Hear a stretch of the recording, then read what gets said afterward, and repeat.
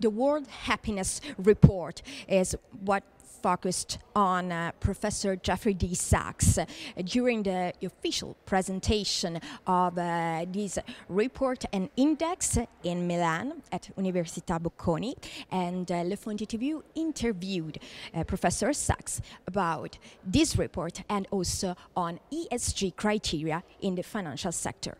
Professor Sachs, it's a great honor having you here with us. About this World Happiness Report, what is the origin of that and the focus of this year's edition? Every year, the Gallup company surveys about 150,000 people in 150 countries around the world. It asks a lot of questions. One of the questions is about happiness. Specifically, the question is, think of life like a ladder, and the bottom rung, the 0 rung, is the worst life you can imagine. The top rung, the 10th rung, is the best life you can imagine. Where are you on the ladder of life? So 150,000 people answer this question. We study the averages across the 150 countries. We offer a ranking of countries.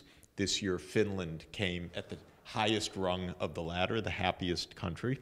And then we analyze, why are countries higher or lower in this score?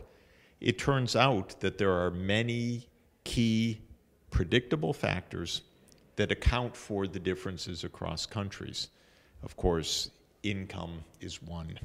Richer countries tend to be happier, but it doesn't explain all that much. Health is another. What really counts is the social support systems.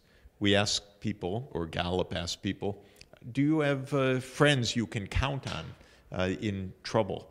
In places where there is social support, happiness. In places where people are lonely, unhappiness. Do you trust government? Well, some people in some countries say, no way, I don't trust my government, it's all corrupt. But in other places, there's a lot of trust in government. The values that people have, do you give, do you donate? Places where people are donating and giving money for charity are happier places because this is part of a good, strong social bond together.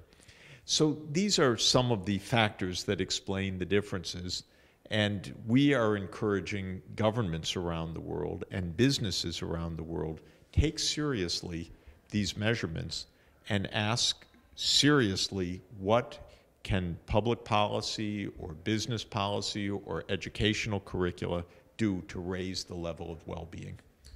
And also financial institutions can have an important role, above all with these ESG criteria that are more and more present. What do you think about that? What can finance do?